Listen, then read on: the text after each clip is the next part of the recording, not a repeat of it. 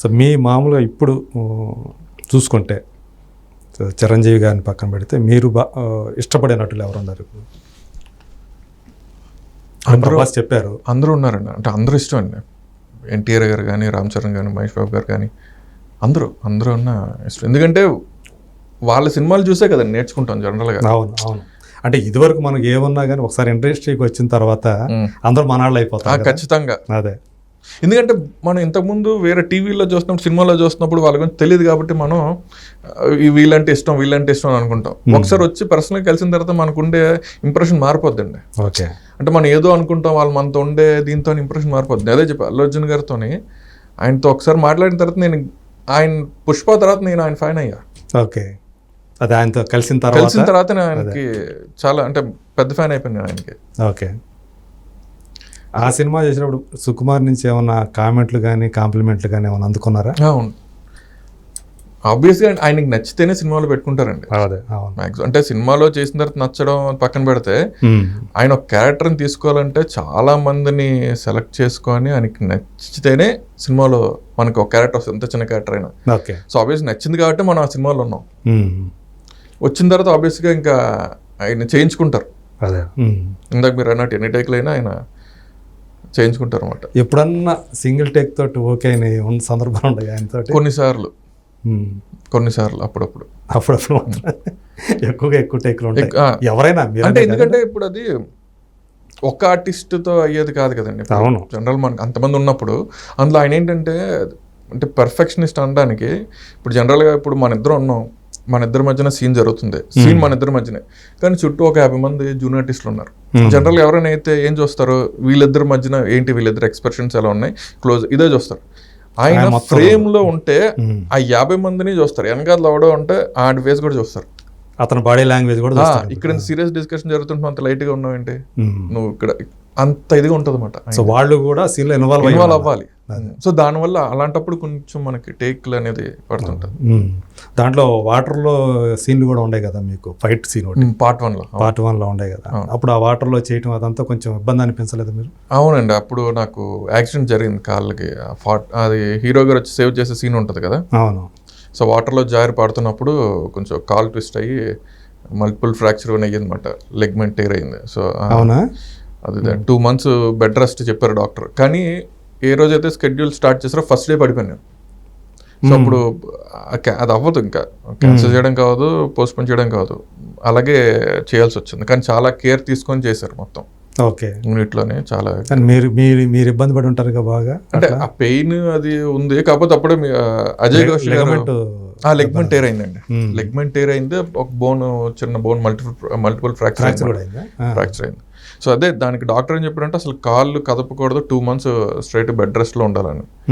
కానీ అసలు అయ్యే పరిస్థితి కాదు అది. ఫస్ట్ డే పడ్డా. ఓకే. సో కానీ అలాగే ఎన్ని రోజులు అలా చేశారు కంటిన్యూగా?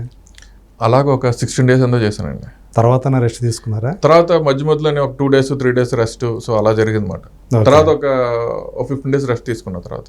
అంటే సర్జరీ చేసుకున్నారా ఆ తర్వాత? సర్జరీ చేసుకోలేదు, ఎందుకంటే సర్జరీ చేస్తే మినిమం ఇంకొక 45 days బెడ్ రెస్ట్ లో ఉండాలి, కాలు కదపకూడదు సర్జరీ చేస్తే. సో ఇప్పుడు మళ్ళీ చేయడం కావాలి, సర్జరీ చేస్తే మళ్ళీ 45 days మనం ఇంకా అస్సలు కదలడం కావదని ఇంకా సర్జరీ చేసుకోలేదు. అప్పుడప్పుడు పెయిన్ వస్తుంటుంది. లెగమెంట్ ఒకసారి టేర్ అయిన తర్వాత అది హీల్ అవుతుంది అంతే. కానీ మనం ఫాస్ట్ మూమెంట్ పరిగెట్టినప్పుడు చిన్న పెయిన్ వస్తుంటది, కానీ చేయించుకుంటా తర్వాత. ఎందుకంటే కొంచెం గ్యాప్ చూసుకొని షూటింగ్స్కి ఇబ్బంది లేకుండా చేసుకుంటా. అదే ఇలాంటివి అయితే షూటింగ్ లో తప్పు. ఎందుకంటే అజయ్ ఘోష్ కి రంగస్థలంలో కూడా అదే ఆయనే నాకు షూటింగ్ అయినప్పుడు ఆయన చెప్పారు మాట, నాకు చెప్పారు రంగస్థలంకి ఇలాగే అయింది నార్మల్, ఇంకా పెద్దది ఆయన. అవును కాదు. అవును, ఆయన కరెక్ట్ గా కాలు లాగే సీనే కదా. అవును, ఆయనే చెప్పారు నాకు ఇలాగా నాకు అయినప్పుడు నాకు కూడా రంగస్థలంలో అయింది అనేసి. కానీ షూటింగ్లో మాత్రం చాలా కేర్ తీసుకొని చేశారండి. ఎందుకంటే హీరో గారు కానీ డైరెక్టర్ గారు కానీ అప్పుడు సీక్వెన్స్ చేస్తున్నప్పుడు వాటర్లోనే, ఇప్పుడు మామూలు మన ఇక్కడ నేల మీద నించడం వేరు, కాళ్ళు బేస్ లేకుండా వాటర్లో అలా కాదు, మనం మూవ్ అవుతుంటాం కదా ఇలాగా. సో ఇంకొంచెం ఎక్కువ పెయిన్ ఉండేది. సో ఏంటంటే కరెక్ట్గా యాక్షన్ చెప్పే ముందు వరకు నన్ను వేరే చైర్లో కూర్చోబెట్టి యాక్షన్ చెప్పే ముందు చైర్ తీసి అప్పుడు నించొని అలాగా చేసాను అనమాట. సో ఇలాంటివన్నీ కూడా పుష్ప ఇలాంటి ఎక్స్పీరియన్స్లు ఇచ్చింది మీకు. అంటే అల్టిమేట్గా లైఫ్ ఇచ్చినప్పుడు ఇవన్నీ మంచి ఎక్స్పీరియన్స్లు అవుతాయి. అదే. ఖచ్చితంగా ఒకటి కావాలంటే ఒకటి ఉంటుంది అంటారు కదా, ఏదో ఒకటి సాక్రిఫైస్ చేయాల్సి వస్తుంటుందని. సో ఇట్లా అయింది. సో ఫ్యూచర్లో అంటే మీకు ఎవరన్నా హీరోగా సినిమా చేస్తామంటే ఏం చెప్తారు? అంటే సార్ అంటే ఇప్పుడు అంటే పలానా వాళ్ళు హీరో కాదని చెప్పడానికి లేదు. అవును, ఇప్పుడు ఎందుకంటే కథ ఎవరైనా అవును. సో ఇప్పుడు అంటే నేను ఇప్పుడు ఈ ఇంటర్వ్యూలో నేను దీని గురించి చెప్తే కొంచెం మనకి చూసిన వాళ్ళు ట్రోల్ చేయొచ్చు. జనరల్ నా గురించి నాకు తెలుసండి, అంటే నేను హీరో అవుదామని రాలేదు, హీరో అవుదామని కూడా నేను అనుకోవట్లేదు. అవకాశం వస్తే చూస్తాను, అది కూడా హీరో అంటే అదే చెప్తున్నా. ఇప్పుడు మీరు ఇప్పుడు కొన్ని కథలు వస్తుంటాయి, ఆ కథలో ఎవడైనా చేయొచ్చు హీరో కింద. ఓకే, పాత్ర కనిపిస్తుంది. ఫర్ ఎగ్జాంపుల్ ఏదో ఆటో డ్రైవరు వాడి లీడ్ చేసే కథ అనుకోండి, ఆ క్యారెక్టర్ ఎవరైనా చేయొచ్చు. ఓకే, అవును, హీరో చేయాల్సిన అవసరం కొత్తలు కూడా చేయొచ్చు. అలాంటివి ఉంటే ఓకే, అంతేగాని ఏదో కమర్షియల్ ఫైట్లు చేసి అలాంటివి అయితే ఆ బరువు మోయదలుచుకోదు. సో ఈ డైలాగ్ డిక్షన్ ఏదైతే ఉందో మీకు, ఇది ఎలా వచ్చింది మీకు? మామూలుగా అయితే కొంత ప్రాక్టీస్ ఉండాలా, లేకపోతే ఏదైనా ట్రైనింగ్ ఉంటే తప్ప రాదు కదా. దీనికోసం ఏమైనా కష్టపడ్డారా ఈ డిక్షన్ కోసం? లేదండి, కష్టం ఏం లేదు. అదే చెప్పినట్టు ఇంట్రెస్ట్ మీకు ఎడదరిగి అది ఉంది కాబట్టి స్టేజ్ మీద చేసింది, ఇంట్రెస్ట్ ఉంది. సో అందులో ఏంటంటే జనరల్గా డైలాగ్ పేపర్ ఏది చూసినా సరే నేను ఒకసారి దాన్ని అంటే దీన్ని వేరే రకంగా ఎలా చెప్పొచ్చు అనేది చూస్తుంటాం. ఏ డైలాగ్ ఇచ్చినా అంటే ఇప్పుడు వాళ్ళు అసిస్టెంట్ వచ్చి ఒకలాగా డైలాగ్ చెప్తే దీన్ని వేరే రకంగా ఎలా చెప్పొచ్చు అనేది చూస్తుంటా. సో దానివల్ల మీరు రాజధాని ఫైల్స్లో చూస్తే డైలాగ్స్ నేను కొన్ని 2-3 డైలాగ్స్ ఎక్స్ట్రా యాడ్ చేసుకున్నవి, లేదంటే కొన్ని డైలాగులు అలా తీసినవి కూడా ఉంటాయి. ఎందుకంటే డైలాగ్కి ఒక రిథమ్ ఉంటుంది. ఆ రిథంలో చెప్తున్నప్పుడు కొన్నిసార్లు కొన్ని సెట్ అవుతాయి, కొన్నిసార్లు కొన్ని సెట్ అవ్వవు. సో దానికి తగ్గట్టు మనం చిన్న చిన్న చేంజెస్ చేసుకొని మొదటి మీరే మీ డబ్బింగ్ చెప్పుకుంటూ వచ్చారా, లేకపోతే ఫస్ట్ నుంచి నేనే చెప్పాను? ఎవరికి ఛాన్స్ ఇవ్వలేదు? ఛాన్స్ ఇవ్వడానికి కాదు, అంటే అందరూ బాగానే ఉంది వాయిస్ నువ్వు చెప్పేసరికి డైరెక్టర్ అలా చెప్తే దాన్ని బట్టేసి ఫస్ట్లో నాకు ఇంకా అసలు డబ్బింగ్ చెప్పడం వచ్చేది కాదండి. కానీ సీరియల్స్కి మీరే చెప్పారు? సీరియల్లో నేను కాదు, మీకు అవకాశం ఉండదు, తక్కువ ఉంటుంది సీరియల్లో చెప్పడానికి అవ్వదు. ఎందుకంటే అవును, ఈ రోజు షూట్ చేస్తే నైట్ ఎప్పుడు అయిపోయింది, ఒక 2 days లో టెలికాస్ట్ అయిపోలేదు. అవును, అప్పుడు మనం ఇప్పుడు చెప్తాం మనకు అవ్వదు. సో వేరే మీ గొంతు వేరే వాళ్ళు పలుకుతారు.